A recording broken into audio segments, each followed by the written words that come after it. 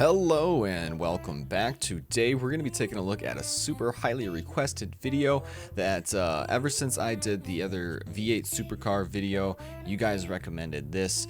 This is why you should watch the Bathurst 1000, and this is by Josh Ravel. I hope I'm saying that last name right, but he actually decided to chime in on one of your guys' comments and actually endorse the recommendation himself. So I really appreciate that, Josh.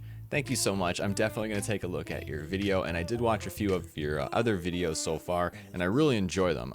So a lot of really good information coming out of your channel. I love it. So if you haven't checked out Josh's channel yet, go take a look at it. I will link it in the description. Give it a like, give it a sub, and if you end up liking this video, smash that like button, smash the subscribe button, turn on that bell notification. You can stay tuned in on when I post my videos. And before we get started, I just want to give a quick thanks to all the patrons that have been donating to the channel.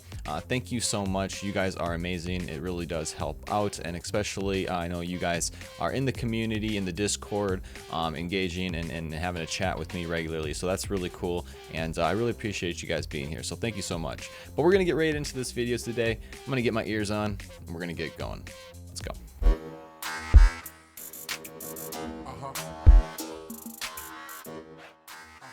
Alright, why you should watch the Bathurst 1000, or why should I watch the Bathurst 1000? And next year, maybe I'll have to check it out if this video convinces me. So let's get right into it. Throw down a list of the great races and you'll no doubt get the likes of the Indy 500 and 24-hour of Le Mans. But the one race that I look forward to is one that takes place on a hill in the middle of the worst state in Australia. Look, I'm sorry New South Wales, but you have this, and this. But getting fucking funnel web spider. The Bogan Festival that is the Bathurst 1000, and will serve as the final round of this year's Supercars Championship. Real quick, you guys have been calling some of you guys have been calling me a bogan. All right, I don't know if I'm a bogan. All right, just chill. Now I'm sure some of you will be wondering how this could compare with the likes of the Indy 500, Daytona 500, or the 24-hour Le Mans. Well, sit down if you aren't already, and let me give you the skinny.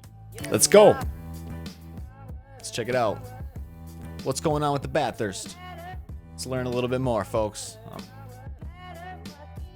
In 1960, the Light Car Club of Australia organised a race called the Armstrong 500, which was being held at the Phillip Island Grand Prix circuit over 500 miles with standard production cars. It was divided into classes based on engine capacity, or price, or the customer's hair colour, but by 1962, the track surface was falling apart like Joe Soward in a heatwave, and thus the race needed a new home, and they found it at the Mount Panorama circuit in Bathurst, New South Wales. The 3.1-mile circuit hosted its first event in 1963. The race was extended from 500 miles to 1,000 kilometers in 1973, and also served as the 8th round of the World Touring Car Championship back in 1987. Nowadays, the 1,000 kilometer event is run as part of the popular Supercars Championship that is held throughout Australasia. Known as the Great Race down in this part of the world, this event has seen some insane races and some spectacular moments in its history. I will say, a lot of the highlights that I've watched of the Bathurst have been pretty amazing, and I gotta wonder, you know, how it kind of started with these like a normal cars, you know, just kind of divided up in different classes. Do you guys have any other races? I know we have like local races and different stuff going on. Do you guys host like local races with, you know, regular cars and get them together and race them around different tracks that you guys have? Because I always love that kind of stuff too, and maybe I'll try to do a video of some local races here in the future, but let me know in the comments. And there's every reason why you should be watching this event. So I'm going to provide a rundown of this year's event and convince you. Let's go, Ford. This is the great race. So as I've mentioned before, the race is held at the Mount Panorama circuit at Bathurst. This thing is regarded as one of the best racetracks in the world, and having made the trip to the venue over the last couple of years, there's good reason for it. The first turn drivers have to negotiate is Hell Corner. It's easy to get it wrong here, and if you do, you're gonna have a real bad time. It's also vital to get a good exit out of this corner for a good run up Mountain Straight, the second longest straight on the circuit. The cars will become slightly airborne over the hump before heading into the negatively cambered Griffin's But be careful not to stray too far offline here, otherwise you're gonna smack. Running up the hill, the next series of corners is at the cutting. So this cutting, I think this is where I saw one of those epic crashes in the epic crashes video, where the car just like flipped over this edge. It's a steep 1 in 6 gradient exit, and trust me, it's a bastard to walk up. But with the cars, it's even more precarious. Maybe not. Any wrong footing will lead to big problems. Oh yeah, that is. I don't remember. Well, to explain what happened here, I've drafted in an Aussie to give you the lowdown. Seriously, a lot can happen over the course of 1,000 kilometers. And a perfect example of this was in 2005, where These two drivers guys fighting it out. quite literally go head to head, but outside of the car. The two drivers being That's Marcus dangerous. and Greg Murphy would collide on lap 144 and leave behind what looked like a 8-cylinder car park behind them. Ambrose was ahead of Murphy of Pile the up. exit of Griffins, but quickly ended up sideways after being tagged by Murphy. Well, depending on how you look at it.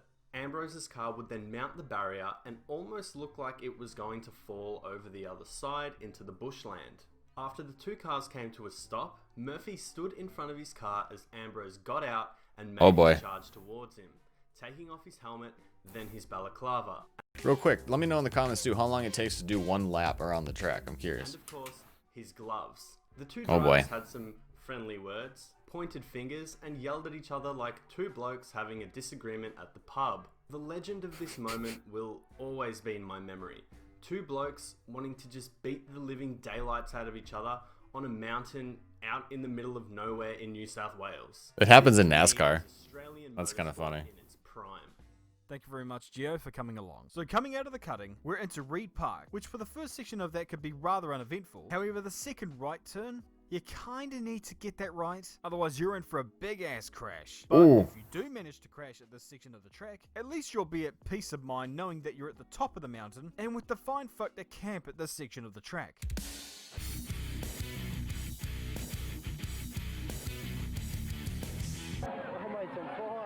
The next section of the track is called Salmon Park, and this is where the track begins to edge a little more on the scary side. In fact, with it comes the shortest horror story in motor racing history, Wide at the Great. Why is this scary? Well... Ooh. Could not steer the car. Quick cut Craig Lowndes, Zinger replay. Steve Johnson had just got Taylor. It just got away from him here. You'll see it.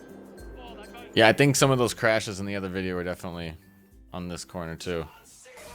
Oh, yep, I saw that one. Going on from there, the cars will Jeez. scream through McPhillamy Park, a fast section of the track with a panoramic view across Brock's skyline that reminds you how So bloody scenic. high you are. So imagine if Frank Montagny was driving. Then we begin to run down the hill, beginning with the S's. It's crucial that you slow down enough through this section, otherwise you're going to learn the hard way that car versus That's the wall corner, often never is mind. out. That's the corner I Then saw there's the flipping bit, over. Basically the Aussie version of the corkscrew, only with this one there's no runoffs, and it's pretty scary. Coming out of the dipper, you then make the approach toward Forest Elbow, which is a prime overtaking opportunity, provided you do it right, before making the long run down Conrod Straight. Here, the cars get close to or at 300 kilometers an hour. The road rises and falls away as the cars build up speed. For the cars behind, it's an opportunity to get into the draft and prepare for another move at the chase, which is another great opportunity for passing. The one thing you don't want at this part of the track is a tyre failure. But guess what? That's happened here before. Yeah, I Exiting remember the track that. leads you to the final corner at Murray's. A 90-degree corner, you say? Easy, you reckon? Yeah, tell that to Alexander Rossi. And therein is a lap of Mount Panorama, but really, me explaining it doesn't do justice. You need to witness these cars try and put 650 horsepower to the ground on a track barely wide enough for luge racing. As for the teams and drivers, if you're unfamiliar with any of these cats, I'll give you the skinny on some drivers of note. There is Scott McLaughlin, 3-time Supercars champion and the defending Bathurst 1000 winner. Craig Lowndes, 7-time winner on the mountain and 3-time Supercars champion. Jamie Whincup. It's like you got all different like age groups. You got like a kid, you got somebody like, you know, like mid, like in their 30s, 40s or whatever. This guy is maybe 50, I don't know. But then you got like an older guy. It's like, it's kind of crazy how racing, you know, you can just have all sorts of different age people and still, you know, be at the top elite. It's kind of cool. 7-time Supercars champion and 4-time winner of the Great Race. In fact, overall, there are 11 people on the grid who have won the Bathurst 1000 race in the past. Although there will be plenty of people hungry for their first Bathurst title, including Toyota Racing Series champion Thomas Randall, British Formula Ford Looks like he's like champion Scott 16. Pye, Blancpain GT Series and Supercars champion Shane Van Gisbergen, Japan F3 champion and Jaguar F1 test driver James Courtney, and Brody Kostecki, who is On a serious note, this guy's f***ing fast. The grid is sorted through a qualifying format where 11th place downwards is decided through the first qualifying session, while the top 10 are decided in a one-lap shootout, which is one of the more spectacular parts of not just the weekend, but the entire season of Supercars racing. Pole position is not too bad. although not really vital. Since 1997, there have only been 5 occasions where the pole sitter took victory at the end of the day, so there is a good chance that the fastest car on Saturday will not claim the Peter Brock Trophy on Sunday. So this year's race starts at 11:30 AM Aussie time. So it's pretty much like anybody's game going into it. You know, it doesn't, just because you had the fastest time, it doesn't mean necessarily you're going to end up winning the race, right? On the 18th of October, and I beg and plead with anyone unfamiliar with this race to give it a watch. Or don't, and I'll Next year. myself. Next year I'll have to watch it. That was an awesome video. Thank you so much for the recommendation. Thank you, Josh, for endorsing the recommendation. It was great work, so keep it up. I appreciate all the information you've been providing me about not only the Bathurst, but the other races and stuff going on with F1 and all sorts of stuff. I've been kind of watching your channel a bit, so thank you. If you guys ended up liking this video, smash that like button, smash the subscribe button, turn on the bell notification. I hope you guys are having a fantastic day. Peace, love, and we'll see you later. Bye.